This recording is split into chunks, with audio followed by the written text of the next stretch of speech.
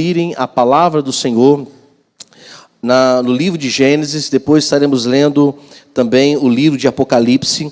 No livro de Gênesis, hoje estarei falando sobre a imortalidade da alma. Gênesis capítulo de número 2, versos 4 em diante. E depois estaremos lendo o Apocalipse capítulo de número 20 e dos versos 11 até o 15. Meus irmãos, a imortalidade da alma talvez seja um assunto que muitos não têm um conhecimento um pouco apurado, mas existe também visões de que a alma ela não tem a sua imortalidade. O extincionismo, que extingue a questão da continuidade da alma, creem que quando se morre o corpo, a alma também ela morre junto. Temos outros ensinamentos também de que a alma, quando depois a pessoa morre, ela dorme, devido a alguns textos da palavra do Senhor, que fala que aqueles que dormem em Deus, enfim. Mas o sentido de dormir não é que dorme de fato. Quando a gente lê as escrituras da parábola de Lázaro ali, o rico, quando o Senhor Jesus Cristo ensina, nós percebemos que após a morte, a alma ela não dorme, ela está em plena consciência. E essa consciência no lago de fogo não, essa consciência no lugar que nós chamamos de inferno, ela mantém todos os sentimentos ruins, bem aflorados. Então tudo que é ruim é aflorado no inferno. E no paraíso, tudo que é de bom, isso é aflorado. Então não há, de fato, ninguém dormindo pós-morte. É um ensinamento que por muitos anos também permeou a igreja, mas após a questão do protestantismo, quando, segundo as Escrituras, observam que a leitura sobre a alma dormir é apenas uma forma de fazer compreender que a pessoa, depois que morre, não tem como voltar realmente à vida, ou como alguns creem na reencarnação, mas como diz a palavra do Senhor, depois da morte segue-se ao juízo, e esse juízo que a alma se segue, ou para o inferno, ou para o paraíso, ela é seguida de forma consciente. Gênesis capítulo de número 2, versos 4 em diante, está escrito: esta é a gênese dos céus e da terra quando foram criados, quando o homem, Deus, os criou. Não havia ainda nenhuma planta no campo da terra, pois ainda nenhuma erva do campo havia brotado, porque o Senhor Deus não fizera chover sobre a terra, e também não havia homem para lavrar o solo. Mas uma neblina subia da terra e regava toda a superfície do solo. Então, aí nós vemos a formação do homem. Formou o Senhor Deus ao homem do pó da terra, e lhe soprou nas narinas o fôlego de vida. E o homem passou a ser, meus irmãos, alma vivente. Texto de Apocalipse, que fala justamente a respeito do que nós falamos, sobre a questão também que vamos falar sobre a segunda morte, que já estaremos entendendo. Apocalipse capítulo de número 20, versos 11 até o 15, está escrito: vi um grande trono branco, e aquele que nele se assenta, de cuja presença fugiram a terra e o céu, e não se achou lugar para eles. Vi também os mortos, os grandes e os pequenos, postos em pé diante do trono. Então se abriram livros, ainda outro livro, o livro da vida, foi aberto. E os mortos foram julgados segundo as suas obras, conforme o que se achava escrito nos livros. Deu mal aos mortos que nele estavam, a morte e o além entregaram os mortos que neles haviam, e foram julgados um por um segundo as suas obras. Então a morte e o inferno foram lançados para dentro do lago de fogo. Esta é a segunda morte, o lago de fogo. Este artigo, meus irmãos, que fala sobre a imortalidade da alma, é um artigo que trata justamente de como a Bíblia ela enxerga esse assunto sobre a imortalidade. Então, podemos dizer nesse artigo que a alma humana não acaba quando o corpo morre.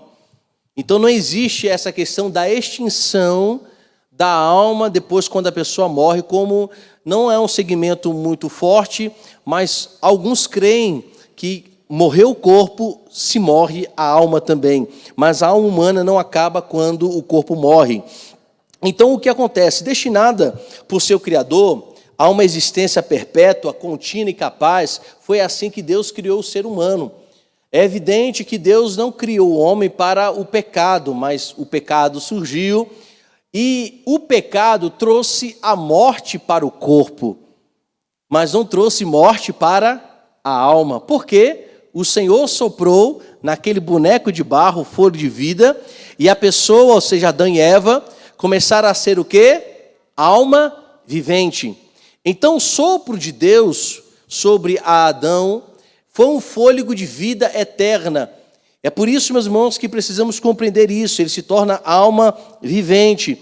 Então essa alma é capaz de quê? É capaz de pensar, desejar, lembrar do passado. É capaz de gozar da mais perfeita paz e regozijo. E também a alma, nós podemos temer, né, as coisas futuras, remorsos, horror, sofrer agonias. Isso tudo proveniente, claro, após queda.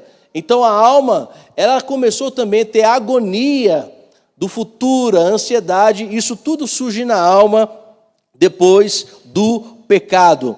Então a doutrina de que possuímos uma alma imortal, isso é, alma que sobrevive à morte física, essa morte dessa matéria, ela sobrevive e ela vai perdurar por toda a eternidade.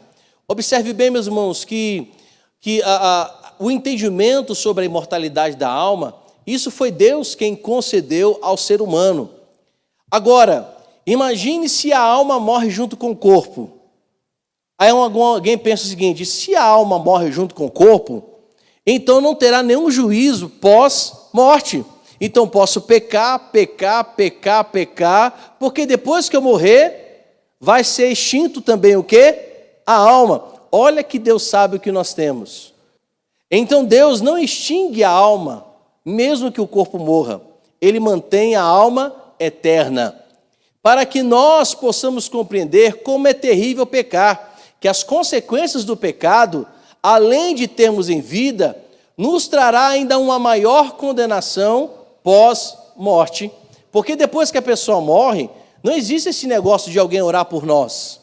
Não existe essa questão de alguém fazer missa de sétimo dia. Não existe essa questão do purgatório, até mesmo porque a Bíblia não fala sobre o purgatório. A Bíblia, ela também não traz ensinamento que se há uma reencarnação, em o fato de que a pessoa se reencarna até chegar a ser um espírito excelente. Não. Pós-morte segue-se a juízo. Então a alma não morre. A alma, ela receberá a condenação para o inferno, para todos aqueles que não confessaram Jesus Cristo, mas também a alma, ela estará aguardando no paraíso o retorno de Jesus Cristo, como diz as Escrituras em 1 Tessalonicenses, capítulo de número 4, que os mortos em Cristo, que farão? Ressuscitarão primeiro. E ele continua dizendo, depois nós, os vivos, que ficarmos juntamente com eles, seremos o quê? Arrebatados. Então, não existe essa ideia de que há morte da alma quando o corpo morre. Outro entendimento que precisamos entender sobre a importância que as Escrituras dão sobre essa grande relevância, e é com clareza, é que constantes avisos e promessas, tanto para os santos como para os impenitentes ou para os ímpios, né, estão baseados na sobrevivência após a morte. Então, tudo o que devemos fazer, o arrependimento que devemos ter, deve ser agora quando estamos em vida. A alma, depois que morre, ela não tem justamente esse quesito de pedir perdão a Deus. É uma só determinação. Deixa eu pular por causa da assembleia que nós teremos aqui. A segunda importância que precisamos entender, que é uma questão lógica, que a alma, se não fosse imortal, nós não teríamos nenhuma preocupação de pecar. Então, o fato da alma ser imortal nos traz também uma grande ação de querer também viver bem, mesmo que seja pós-morte. O homem é uma alma vivente nesse corpo, sim, corruptível. A alma, ela está vivendo em nós. Então, enquanto essa matéria está viva, a alma que é eterna vive no corpo que não é eterno. Essa alma que é eterna vive numa substância que é mortal. Então, quando nós entendemos isso, precisamos compreender, meus irmãos, que essa matéria, ela voltará ao pó quando morre, como está escrito nas Escrituras. Do pó viestes, do pó tu voltarás. Claro, se alguém morrer antes da volta de Jesus Cristo. Mas e esse corpo, quando Jesus Cristo voltar, o que vai acontecer? Esse corpo será transformado em um corpo glorioso, porque nos céus não pode subir carne nem ossos. No céu não se entra corrupção. E o nosso corpo é corruptível. E é por isso que há uma grande necessidade de nós pedirmos perdão ao Senhor para que a nossa alma seja perdoada, para que nós possamos ser regenerados. E o que é regenerado? É a matéria física? Não. Não é o corpo que é regenerado. Apesar que o nosso corpo, ele recebe, que os psicólogos falam sobre questões psicossomáticas, né? Porque às vezes a doença é mental e logo o corpo sente essa doença que é provocada pela mente. É igual a Covid, né? Quantos aí não tiveram Covid, mas por causa da ansiedade começaram a ter o quê? Falta de fôlego, o corpo sentindo a aflição da alma. A depressão não faz isso com a pessoa. Quando a pessoa está depressiva, o corpo logo sente. Não, a primeira matéria que sente a agonia da alma é o nosso corpo. Então, na verdade, o nosso corpo vai externar o estado da nossa alma. Não é à toa que a Bíblia fala em Provérbios que o coração alegre é um bom remédio. Que o coração alegre aformoseia o quê? O rosto. Olha só, o sentido da alma. Se a alma estiver bem, qual é a primeira matéria que vai reagir a isso? O corpo. Então nós temos que entender a importância de buscarmos o Senhor constantemente para que a nossa alma esteja muito bem, obrigado. Então o que será salvo não é este corpo corruptível. A ideia da salvação de Cristo não é salvar o corpo. Tanto é, meus irmãos, que se há muitas vezes pregações que o ideal de Jesus Cristo é fazer milagre no corpo, é salvar a pessoa no sentido do corpo. Olha que a Bíblia fala, se um dos teus olhos vier tropeçar, arranque fora. É claro que não está falando de forma literal. Mas é justamente isso, se os nossos olhos, que são corruptíveis, olhar para a corrupção e desejar a corrupção, logo era melhor que pudéssemos ser cegos. Então o nosso corpo, ele morrerá. E se Jesus voltar antes de morrermos, será transformado, porque no céu não entra corrupção. E a nossa alma é corrupta. E a nossa natureza pecaminosa, mas dizendo, é corrupta. O nosso corpo é corrupto. Então a nossa alma precisa ser regenerada. Ela precisa ser transformada, porque só entra nos céus pessoas que são transformadas por Jesus Cristo. Então uma alma vivente é uma alma que ela viverá eternamente. Hoje vivemos, a nossa alma vive no corpo corruptível. Mas depois que morrer, só para a gente aqui passar desde o início, mesmo que o corpo morra, a alma permanece viva, porque Deus soprou a eternidade em nós. Como dizem Eclesiastes, nós somos homens eternos. Mas contudo, se Jesus Cristo vier quando estivermos em vida, além, claro, da nossa alma estar perdoada por Cristo Jesus, regenerada pelo sangue de Cristo Jesus, logo teremos essa transformação do corpo. Mas aqueles que não confessaram Jesus em vida e morreram sem confessar Jesus, não foram regenerados, nem confessaram o Salvador e não quiseram o Salvador, esta alma já está destinada à condenação, porque pós-morte não há salvação. Deixa eu acelerar aqui. Outra questão que precisamos entender. A alma imortal, nesse corpo mortal, ela tem a sua origem, o corpo mortal, por causa da queda do homem. Se o homem não tivesse pecado, tanto o corpo como a alma viveria de forma eterna, sem corrupção.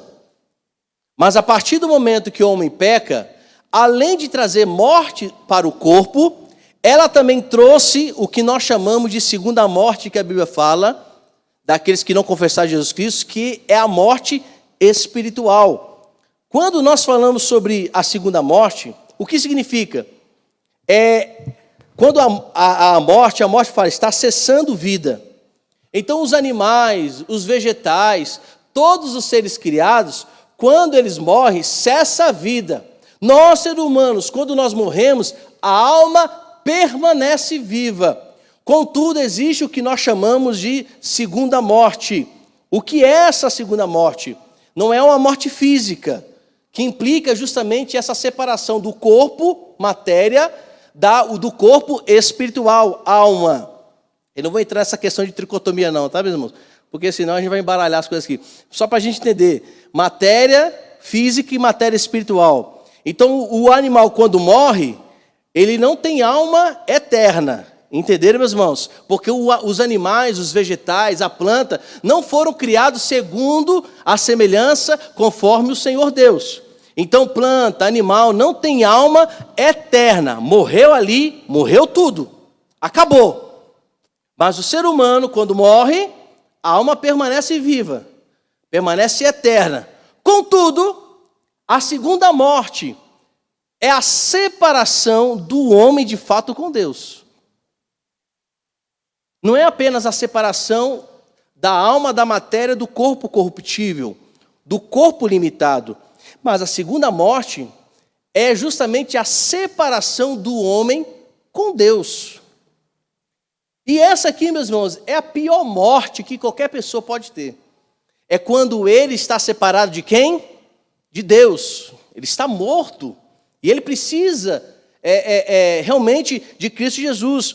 Então a morte física implica em separação definida da alma do corpo em seu estado natural. A morte eterna é a separação definitiva entre o homem e Deus. Separado eternamente de Deus, o homem está condenado ao tormento eterno. Quando alguém morre sem Jesus e vai para o inferno, está morto eternamente para Deus. Está separado eternamente para Deus. É por isso que precisamos urgentemente, para aqueles que não confessarem Jesus, confessar Jesus Cristo como Senhor e Salvador, porque a pior morte é a separação do homem com Deus. E quando se há essa separação do fato do homem com Deus, da alma, né, eterna, que é eterna, dessa separação com Deus, porque nós não confessamos Jesus Cristo, qual é o destino? Um fogo que nunca se apaga, que Isaías capítulo de número 1 fala, que Mateus capítulo de número 3 também fala, capítulo de número 13 também fala, e Apocalipse 14, 19 e 20. Estou acelerando aqui, mas depois você confere lá em casa no YouTube, né? Então, é o destino final de quem está separado com Deus, a alma que está separada de Deus, que não confessou Jesus Cristo em tempo hábil nessa vida, nesse corpo humano, aqui vivendo na terra, ele está condenado a um fogo que nunca se apaga. Ele está condenado a um verme que nunca morrerá. Esse verme, meus irmãos, o sentido aqui é trazer agonia eterna. É a pessoa sentir agonia eterna. Outra questão, a pessoa, quando a Bíblia fala, em Mateus, quando fala sobre choro e ranger de dentes, parábolas dos 10 talentos, quando fala que o Senhor volta e aquele que recebeu não trabalhou direito, o Senhor fala para ele, servo mau, inútil, você não foi fiel a mim, seja lançado aonde há choro e ranger de dentes. Ou seja, aqueles que também foram inúteis no reino de Deus, que não desempenharam de fato o seu ministério, os seus talentos que Deus concedeu, esses também serão julgados pelo Senhor Deus por negligência. Isso é muito sério que eu estou falando, meus irmãos, porque tem muita gente que não quer trabalhar para Jesus, mas há um julgamento também para aqueles que não fazem nada para Jesus Cristo. São considerados servos inúteis. E está destinada a alma dessa pessoa para o lugar onde há choro, há ranger de dentes, lugar onde existe também tormenta. A Bíblia também nos fala em Daniel, que o destino para aqueles que não tiverem esse encontro, estão mortos, né? Receberam essa questão da segunda morte, não estão vivos para Deus, estão separados de Deus.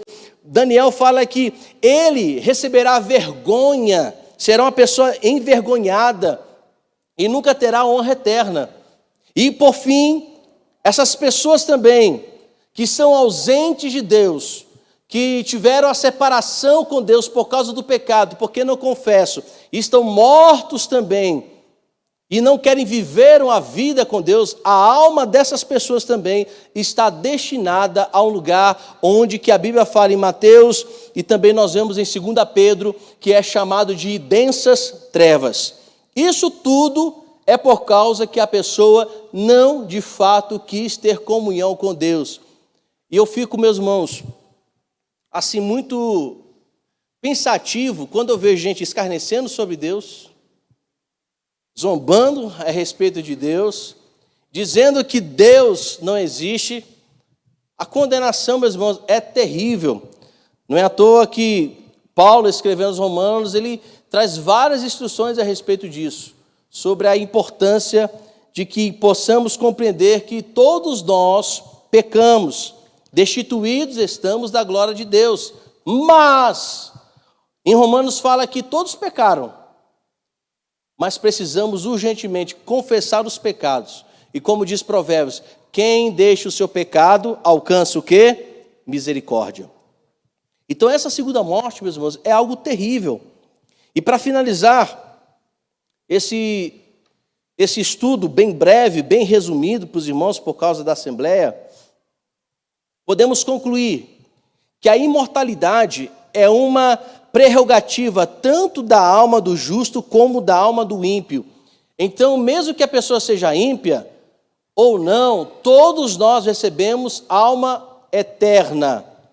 Existe uma diferença entre nós, como recebemos uma alma eterna, diferente de Deus. Deus já era eterno, Ele é eterno na verdade.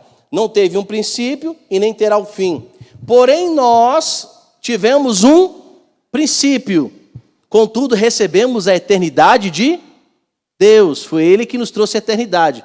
A grande questão é, o que temos feito, ou pensado, ou agido, para que possamos ter uma eternidade com Deus ou não.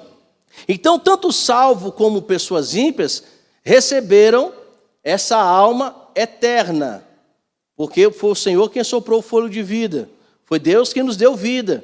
Mas a questão é, de que forma queremos viver se assim morremos após morte?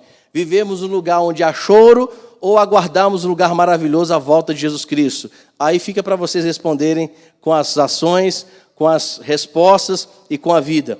Então podemos entender então que há existência após a morte física para ambos. A distinção está na qualidade dessa existência. Como nós dissemos, se quer viver eternamente num lugar que é chamado inferno ou lugar que é chamado paraíso. Porém, quero ressaltar aqui ainda que o inferno não é o pior lugar. O inferno não é o pior lugar. Você está com a Bíblia aberta aí, meus irmãos? Deixa eu ver aqui. Deixa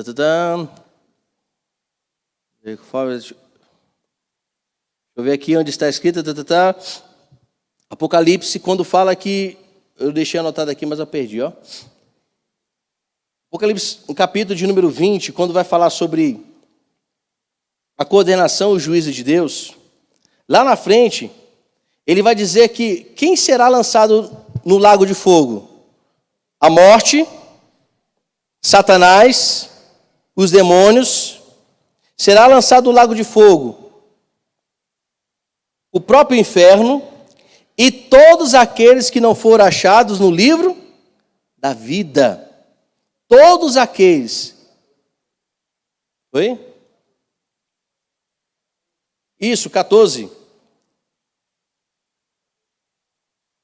Então serão lançados todos, a morte, o inferno, Satanás, seus demônios, e todos aqueles que não foram achados no livro da vida. O lago de fogo é pior do que o próprio inferno. Então, se a gente está achando que o inferno é tranquilo, porque nós temos a ideia que o inferno é o seguinte: Satanás está lá no inferno, com chifre, com o rabo pontudo, vermelho, com o tridente na mão, agoniando as almas. Só que, meu irmão, no inferno os demônios também são agonizados. Então nós precisamos pensar muito bem sobre isso. Então outra conclusão que podemos chegar, deixa eu ver aqui, outra conclusão que podemos chegar é que no presente estudo, que a imortalidade não é um estado passivo, nem para os que são salvos, nem para os que se perdem. As almas estão conscientes. Então, mesmo que morra, a alma continua consciente.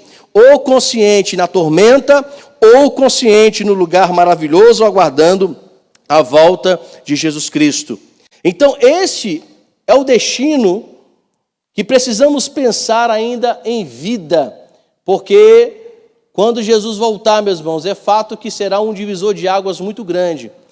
Mas morrer com Jesus Cristo ou sem Ele é algo que nós precisamos pensar de forma urgente. Que Deus tenha misericórdia de cada um de nós, que o Senhor nos ajude e que possamos verdadeiramente, meus amados irmãos, viver uma vida ainda em vida que glorifique o nome do Senhor. Porque depois que a pessoa morre, não adianta colocar flores para cheirar, não adianta beijar, não adianta falar, não adianta nada. Morreu, agora segue-se ao juízo. E eu quero dizer mais ainda, quando eu estou num funeral, eu tenho muita preocupação em dizer, essa pessoa aqui está aguardando Jesus Cristo, a volta de Jesus Cristo. É claro que com testemunho dá para perceber se a pessoa morreu salva ou não. Contudo, porém, entretanto, quem de fato sabe se a pessoa vai para o inferno ou não, é somente quem? Deus. Somente Deus. Apesar que um dia o pastor Samuel falou uma coisa muito interessante no velório, que toda pessoa que morre recebe mais elogio do que a pessoa pode ter feito, como o pessoal fala assim, lá em Minas Gerais, avacalhado tudo, mas sempre tem um elogio bom para dar para a pessoa, né? Mas não adianta ser elogiado e ir para o inferno. É melhor, meus irmãos, que vivamos uma vida agora com Jesus Cristo, para que nós não venhamos nos perder nesse processo todo. Amém, meus irmãos? Vamos orar. Eu quero já pedir, irmão,